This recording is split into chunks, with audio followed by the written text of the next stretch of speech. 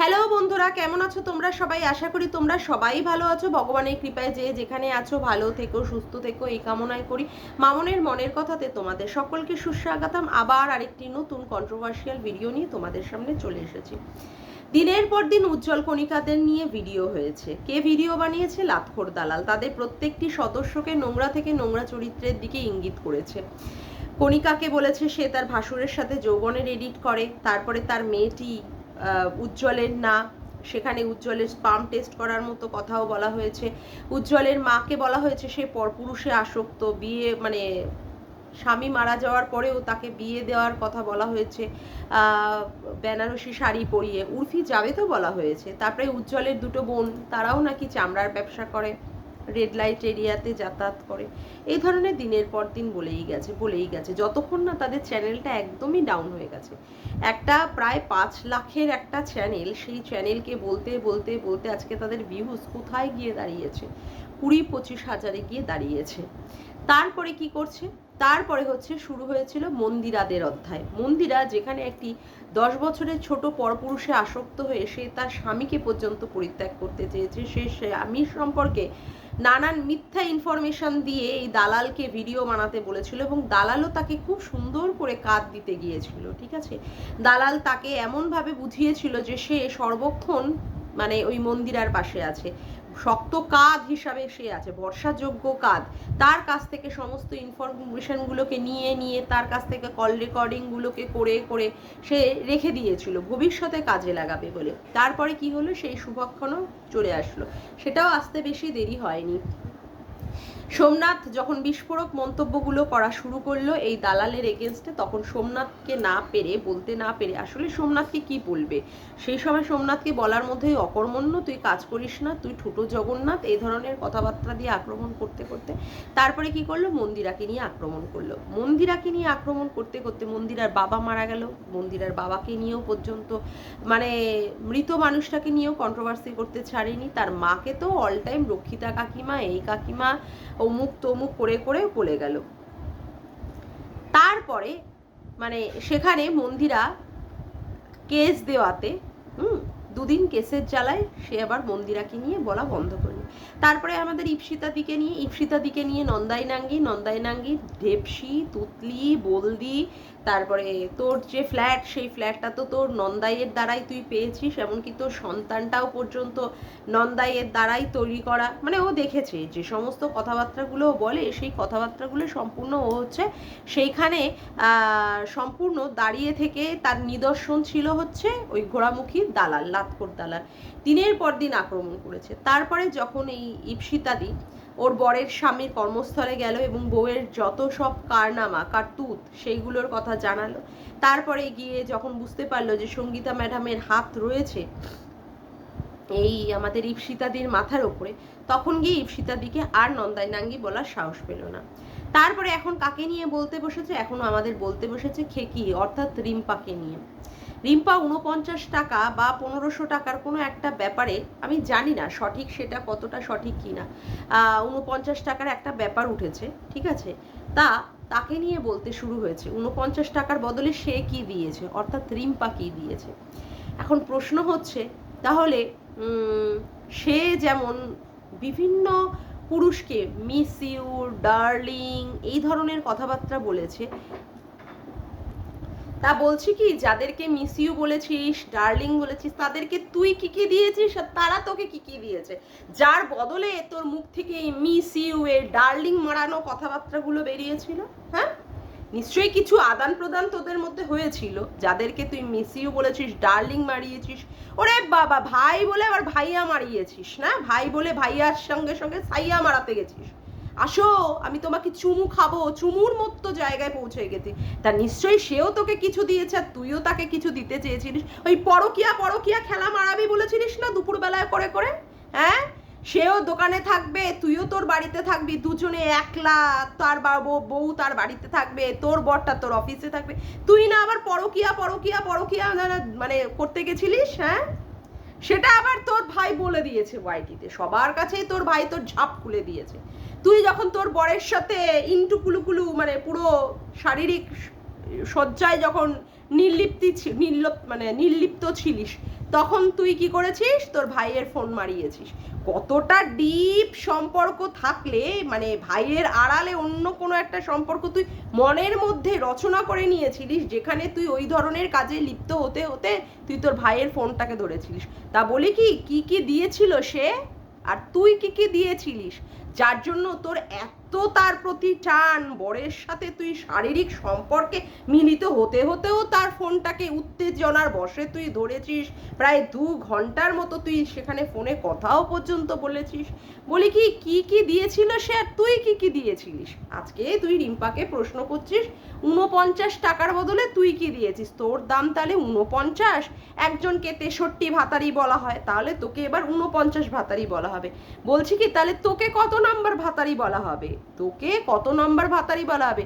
তুই ভাই ডেকে তার কাছ থেকে তুই চুমু খেতে চেয়েছিস, তাকে একলা বাড়িতে তুই ডেকেছিস।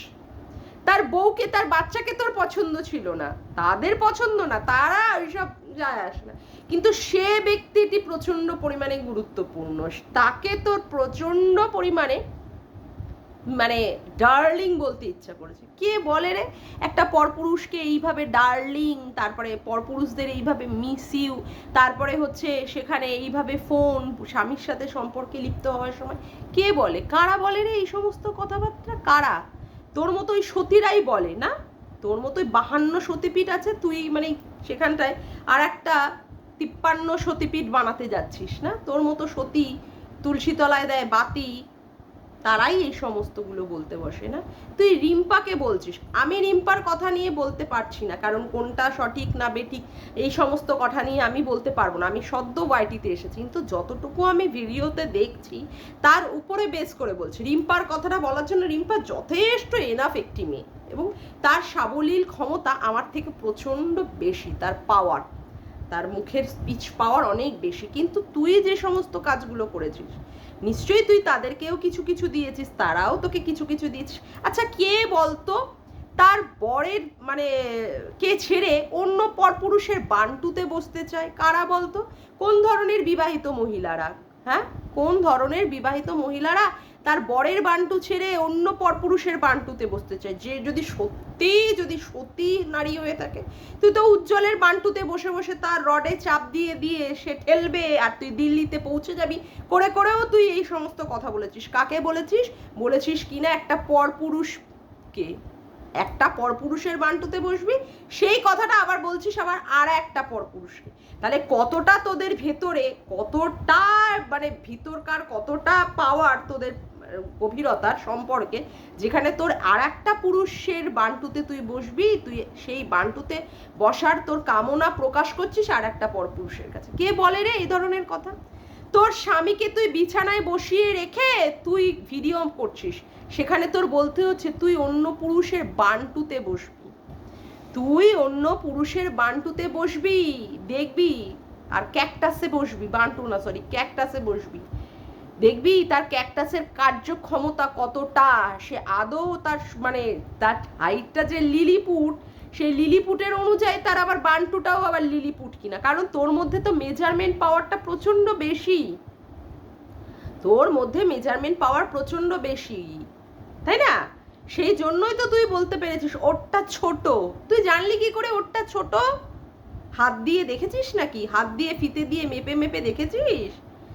খেলাখেলি করে দেখেছিস নাকি যে ওরটা কত ছোট, তোর বরেরটা কতটা বড়?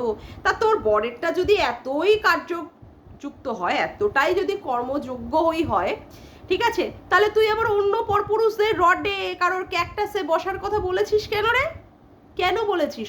মন্দিরে আজকে নোংরামিগিরি করছে, তুই বলছিস কারোর স্বামী তো নেই, তোরই একমাত্র স্বামী আছে, তুই চক্রবর্তীর বাড়ির কি একদম বউ, মানে নচ্ছার বউ, এই সমস্ত কথাবার্তা তুই বলছিস। হ্যাঁ, ও তো চক্রবর্তী পরিবারের একদম অসভ্য নচ্ছার দুশ্চরিত্রা মহিলা বউ। তা তুই আবার সেই মেয়েটাকে কেন সাপোর্ট মারাতে গেছিলিস রে? তুই আবার তোর পদের গু নিয়ে দৌড়াতে গেছিলিস কেন? কেন গেছিলিস? কেন গিয়েছিলিস? তোর কোনো পদে গু ছিল না, তার মানে তোর পদে গু ছিল না, মন্দিরার পদে গু ছিল, সেটা লোকের কাছে এখন জাহির করছিস। তোর পদে গু ছিল না, তোর কোনো উদ্দেশ্য ছিল না, নিজের পদের দিকে তাকিয়ে কথা বলো না। হ্যাঁ, তোমার পদে কত গু আছে সেই সম্পর্কে তাকিয়ে কথা বলো না।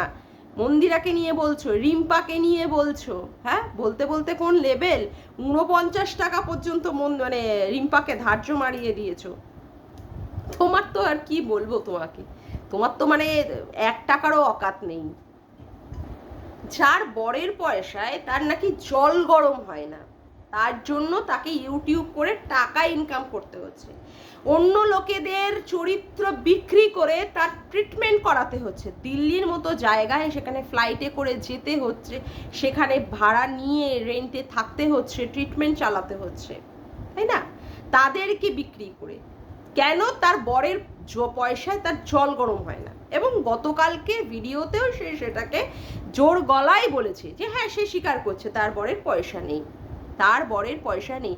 তা যার বউকে খাওয়াতে হচ্ছে তার বরটিকে, যার বউকে ইউটিউব করে তার সংসার চালাতে হচ্ছে, তার বরটিকে খাওয়াতে হচ্ছে, যেহেতু তার বরের পয়সায় জল গরম হয় না, তাহলে সেই মহিলাই আবার অন্য পুরুষকে কি করে বলতে পারে তোর বর অলস, তোর বর ভেরু, তোর বর হচ্ছে কি ঠুটো জগন্নাথ, তোর বর আলসে, এই সমস্ত কথা সে কি করে বলতে পারে? তার বর যদি এতটাই মানে শক্ত সমর্থ হতো, তাহলে তো তার বউকে এইভাবে ইনকাম করে খাওয়াতে হতো না। মানে তার বউ যে আজকে এই যে ওয়াইটির মতো এত নোংরা একটা পথ বেছে নিয়েছে, যেখানে তাকে এই সমস্ত নোংরা কথাবার্তা বলে লোকের গোষ্ঠীর পিন্ডি চটকে নিয়ে আজকে কন্ট্রোভার্সি করে তারপরে সেখান থেকে তাকে টাকা তুলে তার বরকে খাওয়াতে হচ্ছে। এত শিক্ষিত মেয়ে, এত যোগ্য সম্পন্না মেয়ে, এত সুন্দর গানের গলা, এত সুন্দর রান্নার হাত, যে কাজে হাত দেয় সেই কাজটা একদম সোনায় ফলে যায়। তাহলে তার বউকে তাহলে কেন এই কন্ট্রোভার্সি জগৎটাকে ধরতে হয়েছে, বা সেখান থেকে তাকে প্রত্যেক মাসে মাসে করে তার ডলার ইনকাম করে করে টাকা ইনকাম করতে হচ্ছে কেন? তার বরের পয়সা জল গরম হয় না, সে নিজে মানে সোশ্যাল মিডিয়ায় প্রকাশ করেছে। তা যার পয়সায়, যার বউয়ের পয়সা তার বরটি খায়, তাহলে সে আবার অন্য পুরুষকে কি করে প্রশ্ন করে? অন্য পুরুষকে কি করে প্রশ্ন করে? মন্দিরা নোংরা, মন্দিরাকে আমি কোনোদিনই সাপোর্ট করিনি। আমি লাইভে উঠেও, সঙ্গীতা ম্যাডামের লাইভে, স্ট্রিম লাইভে উঠেও আমি ডাইরেক্ট মন্দিরাকে বলেছি আমি মন্দিরাকে সাপোর্ট করিনি। আমি কাকে সাপোর্ট করেছি? আমি সোমনাথকে সাপোর্ট করেছি। কেন? কারণ সোমনাথ পরকীয়া কিন্তু করেনি। সোমনাথ অন্য মহিলার পর স্ত্রী বা পরমহিলার ক্ষেত্রে কিন্তু সে সম্পর্কে জড়ায়নি। তার চরিত্র কিন্তু সত্যিই পরিষ্কার, সত্যিই সে একটা নিষ্কলঙ্ক চরিত্র, সে একটা নিষ্কলঙ্ক চরিত্র। তারপরেও কি করা হয়েছে? তাকে দিনের পর দিন এই ঘোড়ামুখী দালাল দিনের পর দিন তাকে ছিঁড়ে ছিঁড়ে খেয়েছে, তাকেও পর্যন্ত নোংরা থেকে নোংরা ভাষায় আক্রমণ করেছে, তাকেও নোংরা থেকে নোংরা ভাষায় আক্রমণ করেছে। সে বউকে সঠিক সময়ে সঠিকভাবে দিতে পারে না। তারপরে কথা হচ্ছে যে সে বউয়ের পয়সায়, ইনকামের পয়সায় খায়। তার 8,000 টাকা সে কি করে পেলো? $100 সে বাইরের ইউরোপের মহিলার কাছ থেকে নিয়েছে। তা আমার কথা হচ্ছে তোর বর তো তোকে সপ্তাহে প্রত্যেকটা দিনই দেয়, একদম ভরিয়ে পুষিয়ে। তুই আবার সামনে পাশাপাশি দিয়েও বাবা কি খেলাখেলি করছিলি। তুই তোর বরের মুখের দিকে তাকাস, তোর বর আবার তোর মুখের দিকে তাকাস। নববধূ তো তোরা, সদ্য বিয়ে করে এসেছিস, সদ্য তোদের মধ্যে উত্তেজনা জেগেছে। যাই হোক, সেটা পরের কথা, সেটা নিয়ে কথা নয়।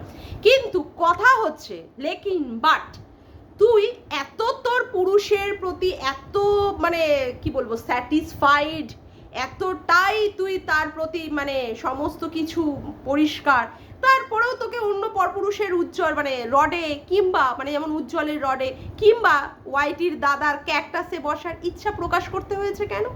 তোর বর তো তোকে সুন্দরভাবে ভরিয়ে পুষিয়ে দিয়ে দেয়, তাই না? প্রত্যেক দিন মন্দিরার পর মন্দিরাকে একদিন দেয় সপ্তাহে, সেই দিনটা কোন বার ছিল?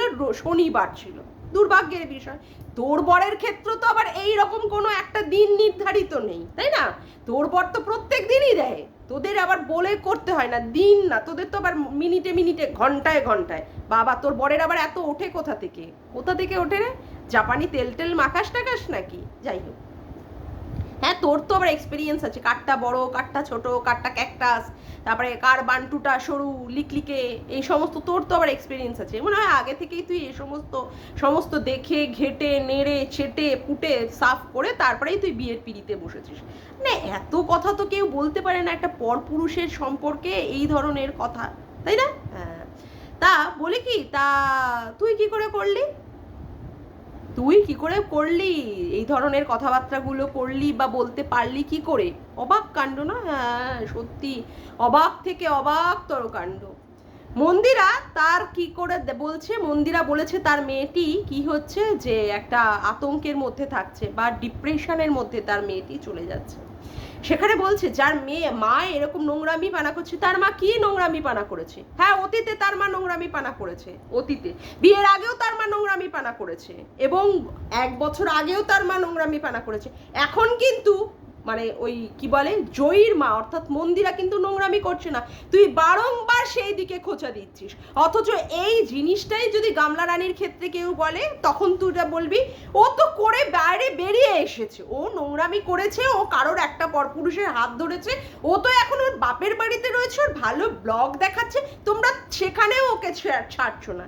তাহলে তুই একজনের ক্ষেত্রে বলছিস যে এখন সে ভালো রয়েছে, নোংরামি করেছিল অতীতে কিন্তু এখন তো সে বাপের বাড়িতে সুন্দর ব্লগ দেখাচ্ছে, তাহলে তোমরা ওকে নিয়ে কেন কন্ট্রোভার্সি করছো, কেন নোংরা কথা বলছো? আর আরেকজন যে কিনা নোংরা থেকে নিজেকে বার করে নিয়ে এসে এখন সে সুন্দরভাবে তার মেয়েকে নিয়ে, তার ছেলে মানে স্বামীকে নিয়ে, তার শ্বশুর বাড়ির লোকদেরকে নিয়ে সুন্দরভাবে সংসার করছে, সেখানেও এখনো তোকে খোঁচা দিতে হচ্ছে যে তুই নোংরা, তুই নোংরা, তুই নোংরামি পানা করেছিস। তোর একটা সম্পর্ক থেকে তোর আর একটা সম্পর্কে খুব তাড়াতাড়ি তুই দ্রুত চলে যেতে পারিস। তুই পুরুষদেরকে শুধু তোর এন্টারটেইন করতে থাকিস, একটা পুরুষের সাথে আর একটা পুরুষ এইভাবে আবার তুই করবি। কি করে তুই বলতে পারিস সেইগুলোকে? কি করে তুই বলতে পারিস? তুই প্রত্যেকটা মহিলা থেকে প্রত্যেকটা মেল পার্টনার মানে পুরুষ থেকে তুই সবাইকে মলেস্ট করেছিস। তুই সন্দীপকে কম নোংরা কথাবার্তা বলেছিস, ওর মায়ের রেটটাও পর্যন্ত তোরা বেঁধে দিয়েছিলিস, ওর মায়ের রেট, ওর মায়ের মানে গর্ভটাকেও তোরা বলেছিস নর্দমা। সিরিয়াসলি এটা হচ্ছে কন্ট্রোভার্সি? আজকে তুই বলছিস মন্দিরাকে আমি সেদিনই আনন্দ পাবো যেদিন তুই উলঙ্গ হয়ে রাস্তায় দাঁড়াবি, তারপরেও লোকে তোকে ভিউজ দেবে না। একটা মহিলা হয়ে আর একটা মহিলার সম্পর্কে এই ধরনের কথা বলছিস। আরে বেশ্যাদেরকেও তো মানুষ এইভাবে কথা বলে না যে তুই বেশ্যা, তুই ওখানটায় জামা কাপড় খুলে দাঁড়া, তুই জামা কাপড় খুলে দাঁড়াও। যদিও ওদের ওটা কাজ, যদিও এই কাজটা করবে বলেই ওরা কিন্তু সেই পথটাকে বেছে নিয়েছে। আজকে কেউ তার বরকে যদি জড়িয়ে বলে আমার বর বা অমুক তমুক, হ্যাঁ অতীতে সে নোংরামি করেছে, তাই বলে কি তার বরটা কি মানে অন্য কিছু হয়ে যাচ্ছে? অন্য কিছু? তুইও তো এত পর পুরুষের আন্টু বান্টু শান্টু রডে বসার পরেও তুই তোর বরের সাথেই তো দেখাচ্ছিস আমার বয় আমায় ভালোবাসি। আবার বলতে হয়েছে তোর আমার বরের পয়সায় জল গরম হয় না, আমার অন্য কারোর প্রতি ফিলিংস আছে, আমার বরের প্রতি সেরকম ফিলিংস নেই, এই সমস্ত কথাবার্তা বলতে হয়েছে। তারপরেও তো তুই আবার তোর বরের সঙ্গেই তুই সংসারটা করছিস। সেখানে মন্দিরা যদি সমস্ত কিছু ভুলে গিয়ে আজকে যদি নতুনভাবে নিজেকে নিয়ে সংসার করে, তাতে করে তোর কিসের অসুবিধাটা কেন ফাটছে? তোর ফাটছে কেন? তোর ভিউজ হচ্ছে না তাই? তোর ভিউজ হচ্ছে না তাই? ঢেমনি কোথাকারের ঢেমনি, জগৎ দেখেনো তেমনি। হ্যাঁ তুমি যেমন মহিলা, তুমি জগৎটাকে দেখো তুমি সেই রকম অসভ্য কোথাকারে, যার কোনো চরিত্রের কোনো বলে কিছু নেই, যার চরিত্রের পুরো মা মাসি, যে কিনা পরকীয়ার অত মহিলাদের সাপোর্ট করে, যে কিনা অন্য পরপুরুষদের আন্টু বান্টু শান্টু ক্যাকটাসে বসার আগ্রহ প্রকাশ করে, সে কিনা অন্য মানুষদেরকে নিয়ে চরিত্র হনন করতে বসেছে। সে তার কাছ থেকে শুনতে হবে কে সতী কে অসতী, তার কাছ থেকে শুনতে হবে। যে কিনা বিয়ের আগে একটি বিবাহিত পুরুষের সঙ্গে সম্পর্কে লিপ্ত ছিল, সে নিজে স্বীকার করেছে। মন্দিরার কাছে তাকে বলতে হয়েছে তারও এরকম একটা 10 বছরের আগে একটা পুরুষের সাথে এরকম একটা সম্পর্ক ছিল, যেই সম্পর্ক তার বিছানা অবধি গড়ায়নি, যাকে কিনা বলতে হয়েছে তার বান্ধবীর ছেলেকে মিস ইউ। কে বলে মিস ইউ বান্ধবীর ছেলেকে? ছেলে ছেলেকে তা আমি কেন মিস ইউ বলবো? আমি মিস ইউ বলতে পারি আমার কোনো বান্ধবীদের, ঠিক আছে মিস ইউ। কে বলে যে অন্য পরপুরুষের গালে আমি চুমু খাবো? কে বলে অন্য পরপুরুষের রডে আমি বসবো? সে আবার অন্য লোকদের ক্লিন চিট মারাতে বসেছে। আর মন্দিরা নোংরা তো ছিলই, তখন কেন মন্দিরাকে তুই সাপোর্ট করতে গেছিলিস? তখন কেন মন্দিরার প্যান্টির মধ্যে তুই মুখ গুজে বসেছিলিস? তখন তোর মনে হয়নি যে মন্দিরা নোংরা? ও তখন ভিউজের জন্য গেছিলিস, মন্দিরাকে মুখ দেখালে তোর ক্যামেরার মধ্যে তাহলে প্রচুর ভিউজ হবে। আবার এখন যেগুলো তুই করছিস, মন্দিরাকে বিক্রি করে তুই খাচ্ছিস, কল রেকর্ডিং ফাঁস করছিস, মন্দিরাকে নিয়ে নোংরা থেকে নোংরা ভাষায় তুই আক্রমণ করছিস, আবার তুই বসে গেছিস এটা করতে, কারণ তোর ভিউজ, তোর টাকা। তুই বলেছিস না মন্দিরাদের যে তোদের নিয়ে আমি কন্ট্রোভার্সি করে ইনকাম করেছি, সেই টাকা দিয়ে আমি আবার আমার ট্রিটমেন্ট করাতে গেছি। কেসের টাকা তুই এইভাবে তুলবি বলে তার জন্য করছিস? দেখ কতদিন তুই তোর চ্যানেলটাকে রাখতে পারবি। তোর পিছনে যেভাবে সঙ্গীতা ম্যাডাম লেগে গেছে, তুই বেশি দিন ওয়াইটি করতে পারবি বলে আমার মনে হয় না। যেভাবে তুই নোংরা থেকে নোংরা, একবার ইপসিতা দি, তারপরে একবার কি বলে রিম্পা, এদের পিছনে লাগছিস, তোর তো পুরো চৌচির হয়ে যাবে রে তোর সার গানটা, বুঝেছিস? সবাই মিলে যদি তোর পিছনে যদি দিয়ে দেয় হুড়কো, সবাই মিলে, তা হুড়কের ঠেলা তোর গু কোথা থেকে বেরোবে আর কোনটা কি থেকে বেরোবে তুই আগে সেটা ভেবে দেখ, তারপরে না তুই কন্ট্রোভার্সিটা করবি। যাক গিয়ে আজকের মতো আমি ভিডিওটা এখানেই শেষ করলাম। আমার ভিডিওটা যদি তোমাদের ভালো লেগে থাকে তবে অবশ্যই একটি লাইক করো, কমেন্ট করো, শেয়ার করো, চ্যানেলটিকে বেশি বেশি করে সাবস্ক্রাইব করে রেখো, আর অল নোটিফিকেশান বেলটিকেও অন করে রেখো এরকম নতুন ভিডিও পাওয়ার জন্য। আজকের মতো আসি বন্ধুরা, আবার দেখা হচ্ছে একটি নতুন ভিডিওতে। Bye, tata.